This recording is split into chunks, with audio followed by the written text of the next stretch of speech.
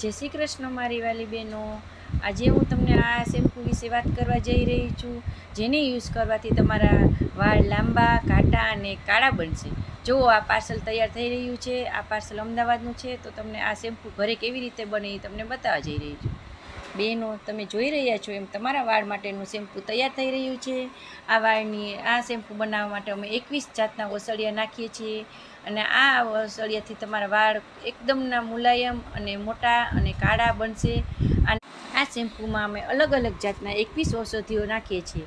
બધા પ્રકારના પાવડર, આમળાનો ભૂકો, અરીઠાનો પાવડર, જાસૂદના ફૂલનો પાવડર અને મેથી દાણા અને ચોખાને રાતના પલાળી અને પછી આ શેમ્પૂ બનાવવા માટે યુઝ કરીએ છીએ। અને આ શેમ્પૂ 4-5 કલાક પલાળીને પછી બધું એકદમનું ઉકાળી અમે શેમ્પૂ તૈયાર કરીએ છીએ।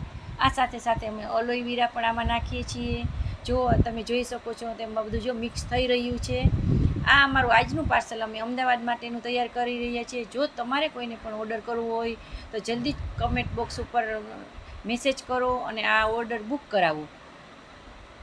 આ શેમ્પૂથી તમારા વાળ એકદમના મુલાયમ, લીસા અને કાળા બનશે અને સફેદ વાળ થતાં અટકાવશે। તો જોઈ શકો છો તમે એકદમ નેચરલ રીતના આ શેમ્પૂ બની રહ્યું છે। આ બધું મટીરિયલને આપણે ઓછામાં ઓછું અડધી-પોણી કલાક ઉકાળશું, જેથી આ બધું પ્રવાહી અડધું થઈ જાય અને ચોખા અને મેથી દાણા અને બધા સરસ રીતના મિક્સ થઈ જાય, બધા પાવડરો। પછી આપણે તેને ઠંડુ કરવા મૂકી દઈશું। તમે જોઈ જ રહ્યા છો બહેનો, જો કેવું સરસ મજાનું બધું પાણીને હમણાં ઉકળી જશે અને તેની મટીરિયલ બધું તૈયાર થઈ રહ્યું છે। હવે આપણે આ પાણી ઉકળે ત્યાં સુધીમાં આપણે સોપ બેઝ તૈયાર કરી લઈએ। જુઓ તમે એકદમ થિકનેસ જુઓ સોપ બેઝની કેવી છે, સારા મેલું સોપ બેઝ અમે વાપરીએ છીએ। આમાં કંઈ નબળું આવતું નથી અને તમારા વાળને કોઈ પણ જાતનું નુકસાન થશે નહીં અને તમારા વાળ એકદમ નેચરલી રીતના કાળા થશે। તમે આજે જ ઓર્ડર બુક કરવા માટે કમેન્ટ બોક્સમાં જરૂર મેસેજ કરજો। અને આ બધી બોટલ અમારે તૈયાર કરીને ભરવાની છે। જુઓ ત્યાં સુધીમાં તો પાણી એકદમ ઉકળી ગયું છે, તમે જોઈ શકો છો બહેનો, પાણી એકદમ ઉકળી રહ્યું છે। હવે આ પાણી એકદમ ઉકળી જાય પછી આને ઓછામાં ઓછું 4-5 કલાક પાણી ગાળી અને ઠંડુ કરવા મૂકી દેશું, એટલે તેની થિકનેસ સરસ થઈ જશે। જો હવે આપણે તેને ગાળી લઈએ। આ પાણી હતું એનાથી અડધું થઈ ગયું છે। હવે આ પાણીને ગાળી લઈએ એટલે તેને બધા વિટામિન, મિનરલ બધું આપણે આપણા શેમ્પૂમાં નાખી શકીએ।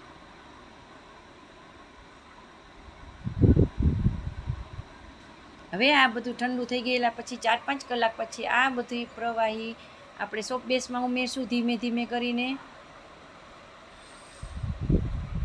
તમે જોઈ શકો છો આપણા શેમ્પૂ જો એકદમ ઘાટું ને એકદમ સરસ વાળને, તમારા વાળને સિલ્કી અને સુંથી બનાવશે। તમે જોયો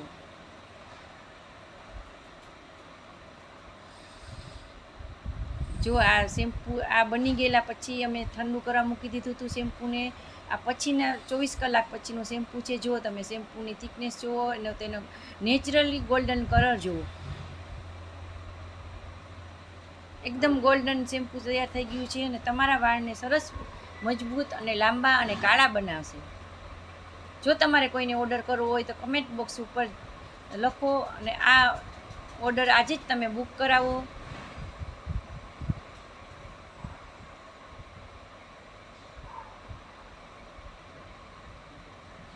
હવે અમે આ એક પછી એક બધી બોટલ ભરી લઈએ।